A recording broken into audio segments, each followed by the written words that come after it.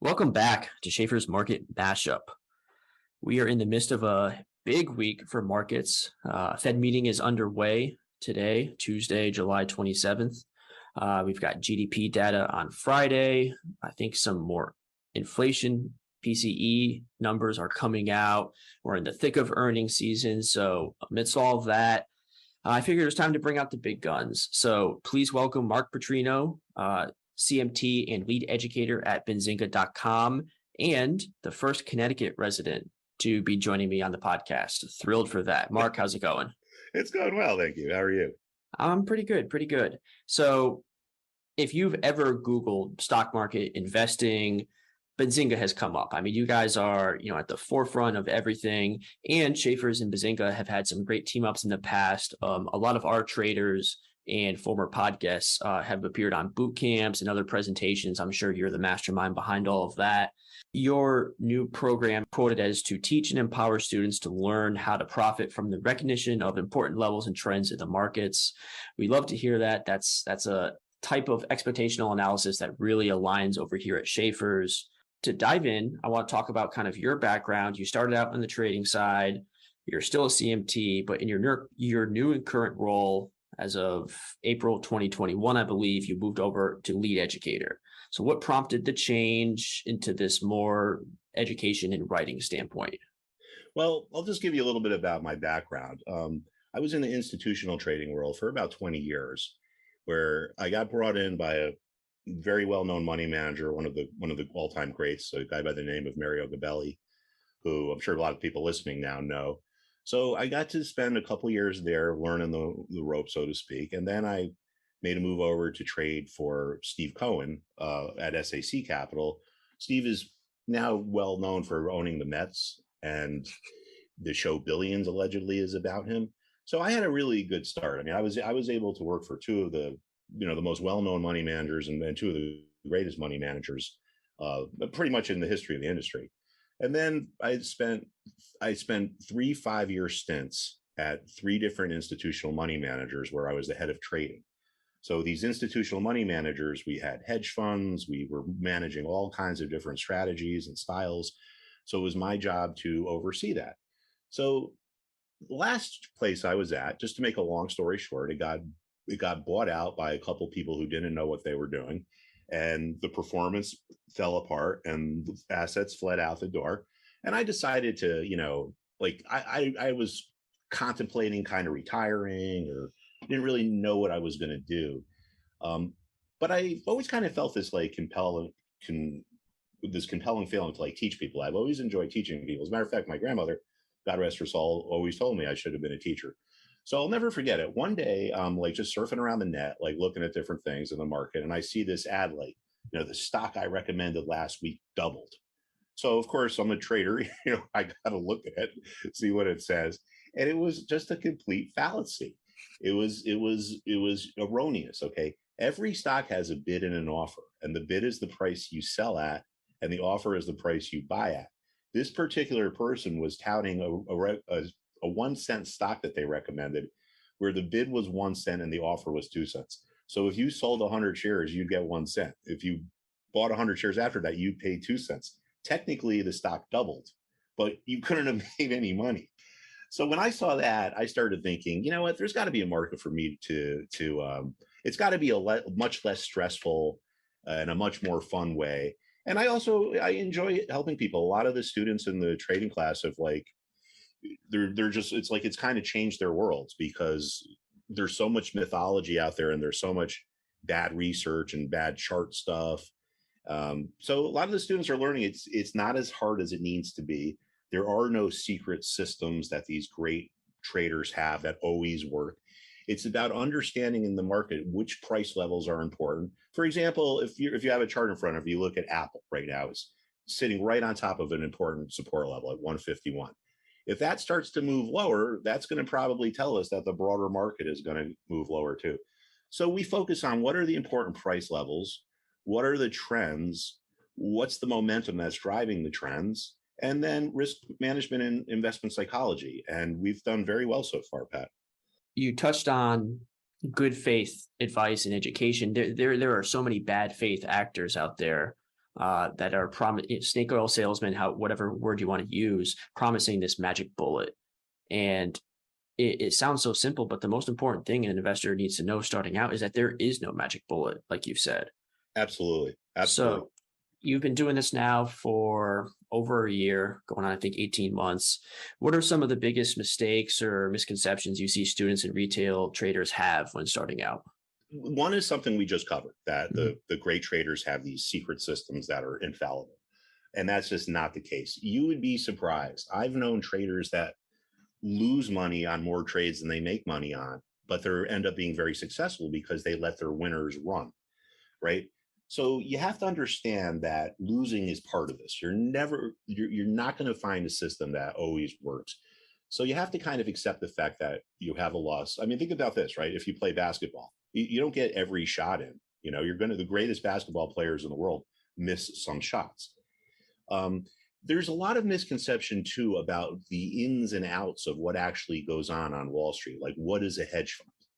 I get a lot of questions about that. Like, you know, why are hedge funds so mysterious? And they're not. The only difference between, say, a hedge fund and a mutual fund is in the hedge fund, the money manager gets what we call a performance fee, which is part of the action, and they get a management fee. In, say, a mutual fund, all they get is the management fee. So that's why these hedge fund people are able to make so much money. I've traded for hedge funds that were as boring as an investment philosophy can be.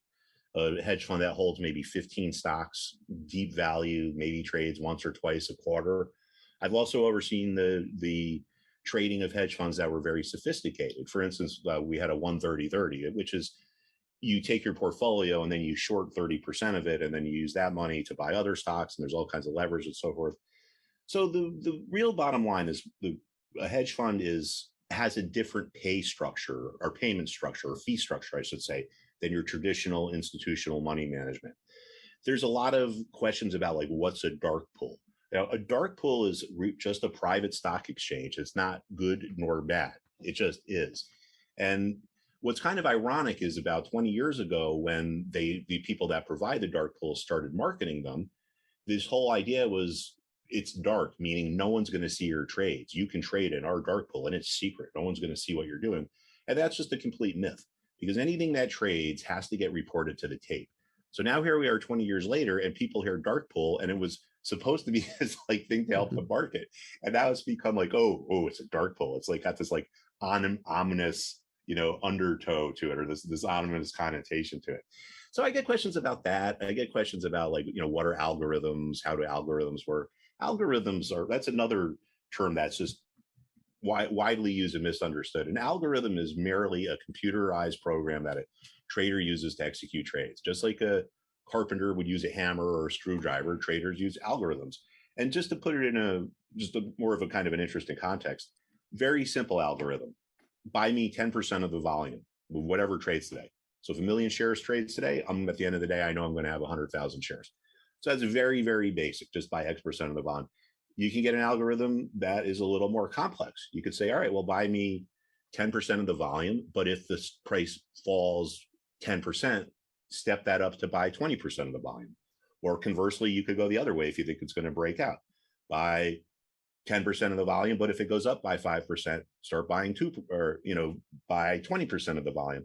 So algorithms are just computer programs that traders use. They're neither good nor bad. So I enjoy teaching people about trading, but I also enjoy exposing some of the fallacies and misconceptions people have had. And a lot of people have been pleasantly surprised to find out that things are very different than they actually thought. I mean, I spent 2 years as a market maker, and I can tell you with 100% honesty, I never went to work thinking like, oh, gee, how can I go rip off the little guy today? Yeah. That's another misnomer too. While we're on it, people don't understand is this whole big guy versus little guy thing. As a head trader at a fund where we manage money for institutions, my job is to make sure that our clients are all treated fairly. All the trades are executed fairly and so forth. Now, who are our clients? Who do hedge funds manage money for most of the time, right? Not oligarchs, not people that are running them. there are pension plans, there are church endowments. The last place I was at, in our biggest account, we had two clients. One was a pension plan and one was a teacher's retirement plan. Oh, I'm there you sorry, go. let me say again. One was a church endowment and one was a teacher's retirement plan. So it might be this hedge fund, but it's actually ultimately managing money for the little guy. And I think a lot of people on Wall Street really don't understand that. The connotation is very important. I think the more people understand that, the more. And so you mentioned before talking about, Apple as support at 151. Are people asking about support resistance? Are you introducing moving averages to them? Because that's foundational to our sort of expectational analysis. Yeah, we have, the school has 8 classes, and it's not like you have 8 classes and then it's over. You have 8 classes and then we start again. So each class, what we do is we talk about a particular market principle or market fundamental, and we review it with some historical charts. We discuss what it is, but then we look at the market in real time to see how we can apply that to ultimately making money, right? For example, as long as there are financial markets, there are always going to be certain price levels that are more important than others. So in the fundamental part of the lesson, or the first half an hour or so, we talk about why a level might have support, or what is a support level, or what is a resistance level. But then we go out and we look into the real market and see if we could find levels that are breaking, and or maybe trends that are breaking. So we study the market fundamentals, but then we try to apply them in practical terms to the market. And we have a class on price levels, momentum, our moving averages, which you mentioned. We talk about that in our trends class. There's a class on trends. How do you know a trend is changing? Well, some people can look at a break of a trend line, but that's a little bit subjective. Some people don't like subjective and they want to be objective, so they'll use a moving average crossover. They'll say, all right, well, if the 10-day moving average crosses below the 50-day, it tells us the trend higher is coming to an end. So we cover momentum, trends, investment psychology, which is a pretty cool class. That's the one we had today. We do a class on building trading models and investment strategies, and then a class is on just how to kind of broadly analyze the market, the different sectors that compose the S&P 500 and so forth. What is well, I'm going to botch this quote, but I'm going to give it a shot anyway. The Humphrey Neal about the trend is right in the middle and wrong on both ends, or something like that. Well, the what he's saying is that Humphrey Neal wrote this famous book called Contrary Thinking, which I think is a great book. And just read it last spring. And it's not just for trading. You can use it in other aspects of your life too. It's like you just try to kind of think a little bit differently. But what he was saying is that when we're in these big long-term uptrends or downtrends, everyone's right. But when we get to the turn, most people don't recognize that the turn is happening. So they're wrong at the end. So I think that's kind of what he's alluding to. But we spend a lot of time talking about psychology because that's the reason why most people lose money. Like when they come to the school, I always ask them, like, what problems have you had? And obviously they're losing money, because if they were really doing great, they probably wouldn't be looking for a trading school. But they lose money because, one, they guess, or two, they develop some kind of a model, but they don't have the emotional wherewithal to stick with it. And people feel fear, right? Fear from an evolutionary point of view is probably a good thing. 20,000 years ago, if you're walking down a trail and a saber-toothed tiger comes after you, it's good to be afraid. It makes you stronger, faster, laser focused. Here we are 20,000 years later. If you have the fear of losing money, it makes you do irrational things. It makes you sell your winners too soon. It makes you hold on to your losers for too long. And this is what I alluded to when we just started speaking, that I know traders that are very successful who actually lose money on more trades than they make money on. But here's the thing. If they have a small loss, they get out of it and they move on and they don't let it bother them. If they have a winner, they let it run to get to their price target. See, it's easy to trade on paper, or or in imaginary world or whatever on paper. Think about this. You have a model on paper that tells you, all right, you're going to go buy 1,000 shares at $10. And if it gets to $15, you're going to sell it. If it gets to $9, you're going to get stopped out and take a loss.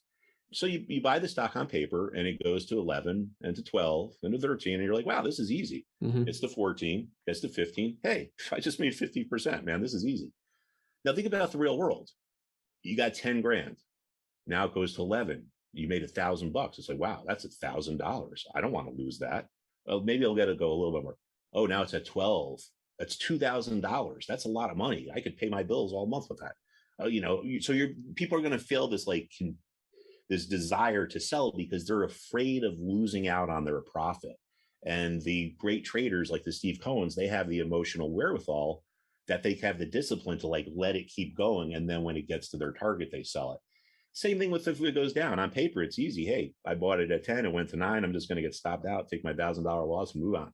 In Hmm. real life, you buy it at 10, it goes to 9. It's like, wow, that's $1,000. And also it's not just the money. It's like, if I get stopped out, it's an admission that I'm wrong.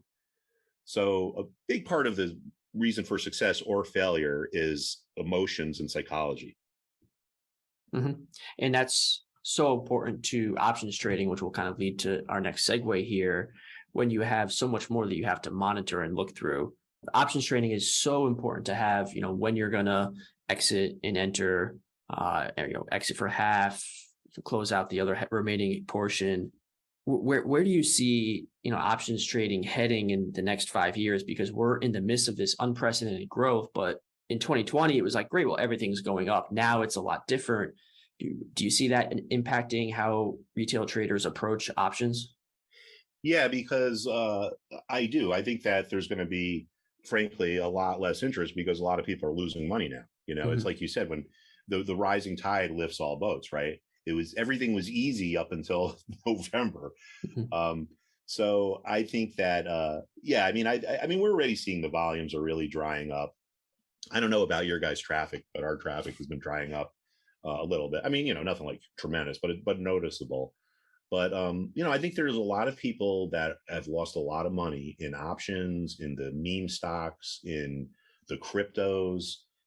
So I think that's why a lot of people now are coming over to get into the educational side or to seek an education Hmm. because I get a little, I'll admit I get a little, not I guess offended.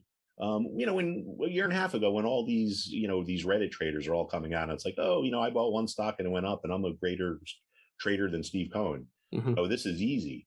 Well, where are all those meme stocks now? A lot of them are down 95%. Uh, so, pride comes before the fall, right? We always have to Yeah. tell us that because once you think that you know what you're doing, the market has a really way to remind you that it's always going to know more than you do. So that goes back to our psychology. You have to be humble. It's losing money can emotionally devastate people, Well, right? and connecting that back to the contrarianism, if you see sentiment going one way, overwhelming sentiment in the same way that you have Dave freaking Portnoy, live streaming trades and talking about, oh, I'm going to buy love. And you see all his little stoolies being like, oh, buy Southwest, buy Southwest. That's overwhelming sentiment when then you take the technical backdrop and say, well, I don't know. And so that's how a shrewd contrarian can weather the storm when things eventually correct itself. Well, there's a famous story, and I have a modern version of it too, but I'll give you the famous story that Joe Kennedy, back in the 20s, the patriarch of the Kennedy family, was on his way to work. And he, at that point in his career, would be, today's term would be a hedge fund manager, Mhm. manage money. So, anyway, he's on his way to work and he gets this shoe shined, and the shoe shine boy starts giving him stock tips. So he goes back to his office and he sells everything, and the market crashes, and it's the Great Depression, and the rest is history. All right. Now, what happened? Is it that Joe Kennedy doesn't like shoe shine boys? No, what he realizes is that if we have this vastly or a huge amount of bullish sentiment, right? And people like shoe shine boys that aren't typically buying stocks are buying stocks, there's no one left in the food chain behind them to push the price higher. So the market effectively runs out of buyers. And if that happens, the only way it can go is lower. Now, back in December, when the market peaked, like literally within a week or two of the market peak, I had a leaky pipe, and I had a plumber come over to fix it. And he was a young guy, he's probably about 30 years old. And he's like, "Oh, are you a day trader?" And I told him what I did. And he's like, "Oh, I have a friend who was an HVAC guy who quit his job to become a day trader. And they want me to do this. And I know a guy who was a plumber with me who he went to become a day trader." Now, I'm not making fun of those guys, Mhm. but I'm just saying this is the way the market works. When people that don't buy stocks, like HVAC guys and plumbers, are buying stocks, there's no one else behind them to push the price higher. So the Mhm. market runs out of buyers, and the only way it can go is down. And then obviously or not obviously, but the opposite happens on the downside when people are panicking and there's this overwhelming amount of bearishness. What has happened? Well, if you're bearish, you've sold your stocks.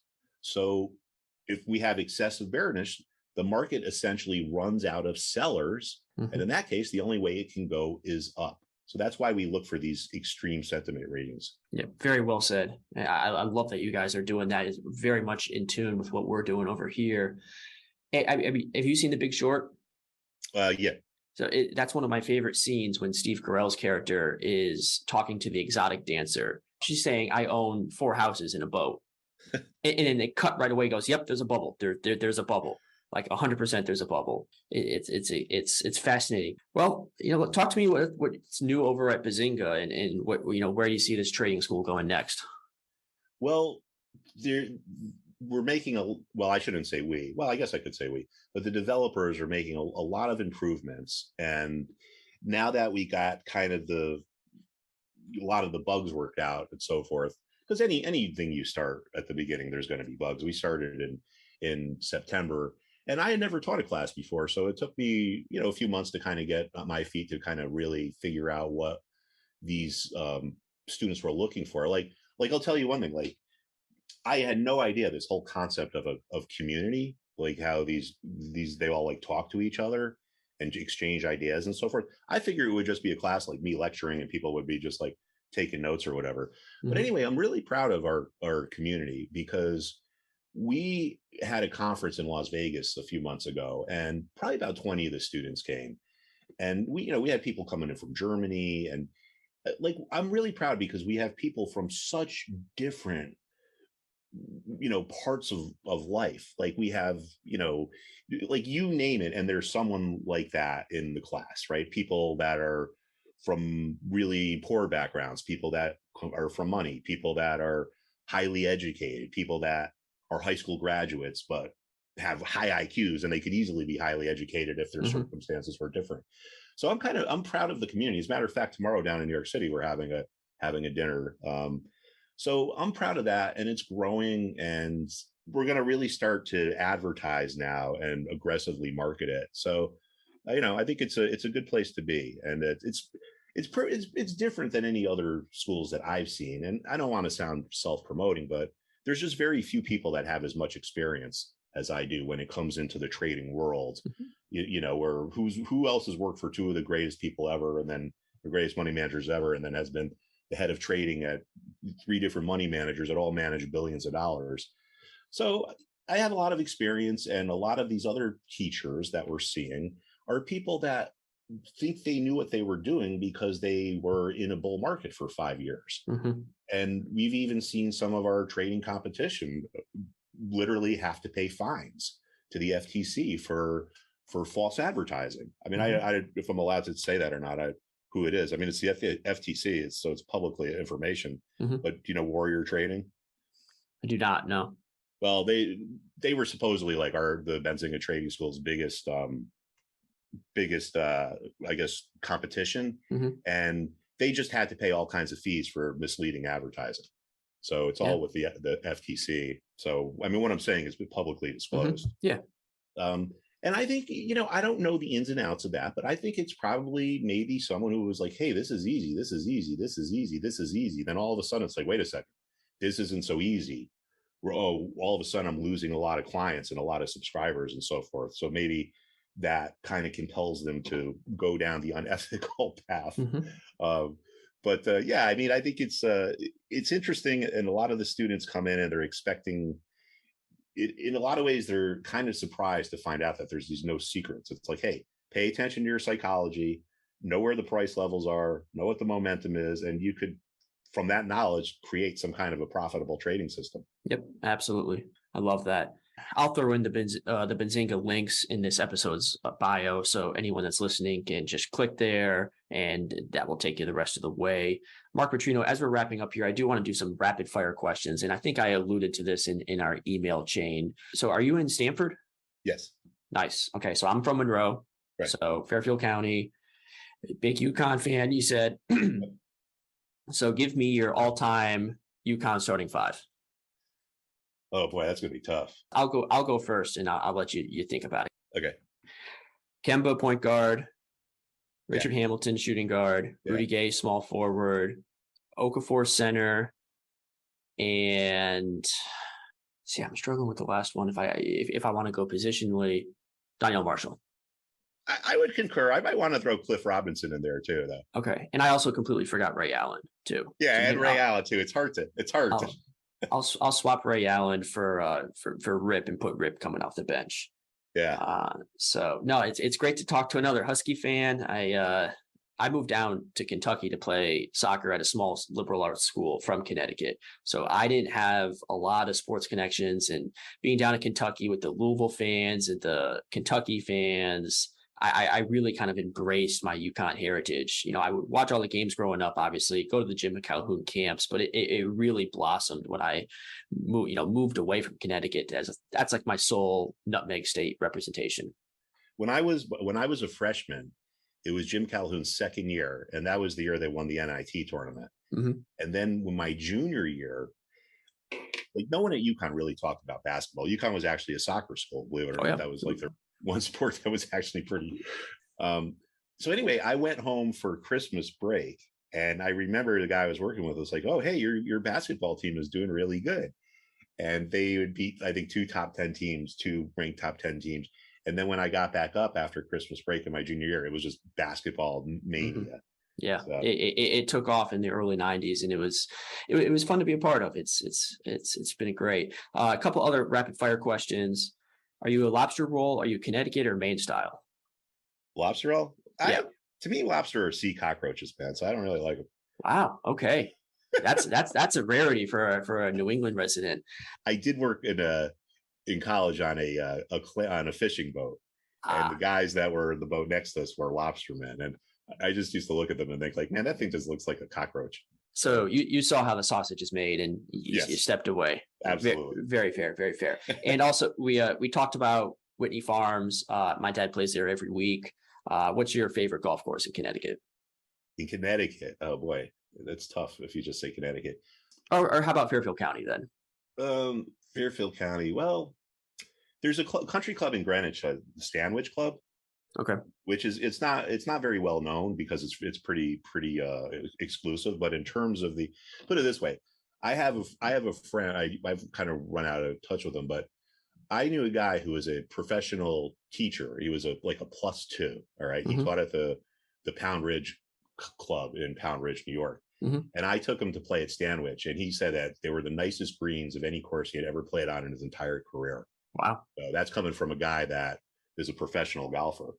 But I'm not a member there. I have a couple friends who are. So that's and then, Burning Tree in Greenwich, like if you're driving on the Parkway, you see the country club there. Yep. Mm-hmm. That's my brother's a member there. And I play probably there more than anywhere else. So I fly out of Westchester sometimes, and we'll drive right by there coming down the Merritt. It's the one coming down by the Merritt, I think. Yeah, if you're driving down to Westchester, it would be on the left when you get into Greenwich. Yep. And that's right where I live. I'm off exit 33, and then the next exit is 31. The reason why there's no exit 32 is because they were considering putting the United Nations around here back in the 40s, and they wanted to leave an exit for it. So that's why there's no exit 32. Oh, wow. I'll have to quiz my dad and see if he knew that. That's some good trivia there. Yeah. No, that's great. So I'm ready to wrap up here. Do you have any final thing you want to plug? Final piece of advice for some retail traders? I'll give the floor to you, Mark. Yeah, I would just want to say that it's probably not as complicated as you think it is. If you come into the trading school, you're going to learn about common sense and logical things, and applying my experience and other students' experience. It's not like some magic formula where we're going to the class is based on how in the institutional trading world, you have your investment team and you have your traders, right? The investment team, they're the ones who sit in their offices, they go through their models, this, that. The traders are the ones who are actually out in the markets talking to people every day, seeing what's going on. So every morning I would run on a meeting for all the people, and I would talk about, oh, this is what we're seeing in the market, this is what we're seeing here, this is what we're seeing there. And then we would talk about ways that we could trade it. And a big theme of the class is this, I want to put this out there a lot, is that we let the market tell us what to do. We don't guess. Like right now, we're not guessing the market's going to go down. But if Apple starts to break that 151 level, that market is probably saying, hey, I'm about to move lower. So we don't guess. We let the market tell us what to do. And by doing that, we have low risk trades, which ultimately leads to success. I love that. Let the market tell you what to do. That's a great way to end it. Mark Putrino, lead educator at benzinga.com. You can check out, put the link in the bio. Thanks for coming on. Go Huskies. Hey, Patrick, thank you. And yeah, maybe we'll chat again in the fall, talk about some fall golf. Cool. All right. Thank you, Patrick. All right. Take care.